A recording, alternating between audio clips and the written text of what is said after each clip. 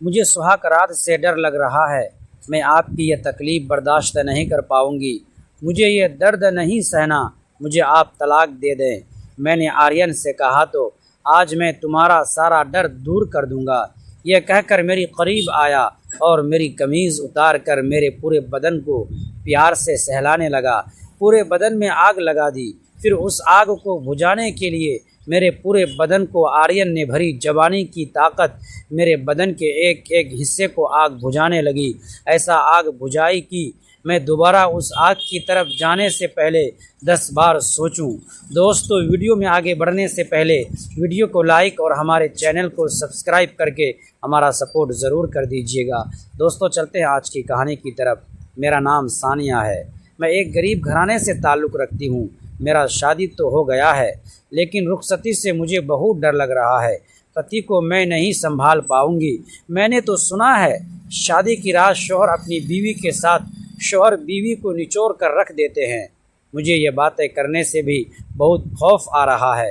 मैंने शादी की रात के बारे में सब कुछ सुन रखा है।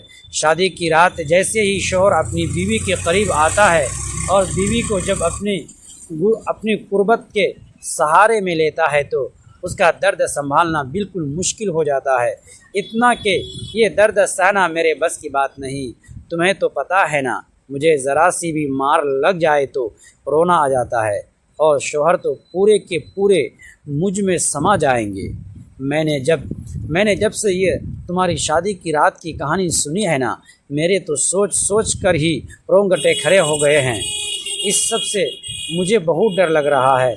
और तुम्हें पता है, मैंने ये कहानी भी पढ़ी थी कि शादी की पहली रात ही शौहर ने लड़की के साथ सुहाग रात मनाकर उसे अस्पताल पहुंचा दिया था और अगली सुबह तक उसे इतनी ब्लीडिंग हुई कि वह सुबह तक मर ही गई।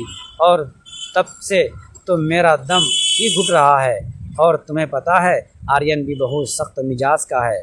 अगर मैं उन्हें मना कर दूंगी तो वो बिल्कुल भी मुझे नहीं छोड़ेंगे और अपना हक वसूल करके ही रहेंगे। अगर मेरे मना करने पर उन्होंने मुझे तलाक दे दी तो मेरा क्या होगा? और शादी के बाद उसको शिद्दतें सहकर मैं भी हॉस्पिटल पहुंच जाऊंगी। और सुबह तक मैं भी ये कहते ही मेरी ज़ुबान कपकपा गई थी और मेरी आंखों से मुसलसल आंसू निकलने लगे। मेरी आंखों में खून के आंसू थे। मुझे तो शादी जैसे लफ्ज़ से ही अब नफ़रत हो रही थी। मेरा इतना कहने पर सानिया मेरे करीब आई। फिर वह धीरे से बोलने लगी, सानिया, यही दुनिया का दस्तूर है। शादी की रात तो हर लड़की को ये सब करना होता है। मैंने कांपती आवाज़ में कहा, मुझे बहुत डर लग रहा है। मैं ये सब नहीं कर पाऊंगी। अगर आपको बुरा लगे तो आप मुझे तलाक दे दें। आर्यन कुछ पल चुप रहा। उसने मेरे चेहरे को गौर से देखा। मेरी आंखों में डर साफ झलक रहा था। फिर वह धीरे से मुस्कुराया, लेकिन उस मुस्कान में कोई जल्दबाजी या जिद नहीं थी, सिर्फ अपनापन था। वह मेरे पास बैठ गया और बहुत ही नरम आवाज़ में बोला, तलाक? इतनी सी बात पर तुम मुझे इतना कमज़ोर समझती हो क्या? मैंने नज़रें झुका ली। दिल ज़ोर ज़ोर से धड़क रहा था। उसने मेरा हाथ अपने हाथ में लिया। देखो, आज की रात सिर्फ किसी रस्म को निभाने के लिए नहीं है, ये हमारे भरोसे की शुरुआत है। अगर तुम्हें डर लग रहा है तो हम कुछ भी ज़बरदस्ती नहीं करेंगे। मैंने धीरे से उसकी तरफ देखा। पहली बार मुझे उसके शब्दों में सुकून महसूस हुआ। वो आगे बोला, मैं तुम्हारा पति हूँ, लेकिन उससे पहले मैं तुम्हारा दोस्त बनना चाहता हूँ। तुम्हारा डर ख़त्म करना मेरी जिम्मेदारी है, ना कि उसे बढ़ाना। उसकी बातें सुनकर मेरी आंखों में आंसू आ गए। लेकिन सब कहते हैं कि मैंने हिचकते हुए कहा। वो हल्का सा हंसा। सबको भूल जाओ, यह हमारी ज़िंदगी है, हमारा रिश्ता है। इसमें क्या सही है क्या नहीं, यह हम तय करेंगे। उसके कमरे की लाइट थोड़ी धीमी कर दी और बोला, आज हम सब बातें करेंगे, एक दूसरे को समझेंगे।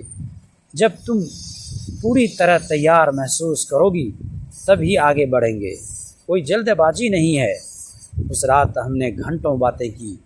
मेरे बचपन से लेकर उसके सपनों तक धीरे धीरे मेरा डर कम होने लगा और उसकी जगह एक अजीब सा सुकून भरने लगा। मुझे एहसास हुआ कि रिश्ता सिर्फ शरीर का नहीं होता, दिल और भरोसे का होता है। रात के आखिर में जब मैं उसके कंधे पर सिर रख कर बैठी थी, उसने धीरे से कहा, अब डर लग रहा है? मैंने हल्की मुस्कान के साथ सिर हिलाया। नहीं,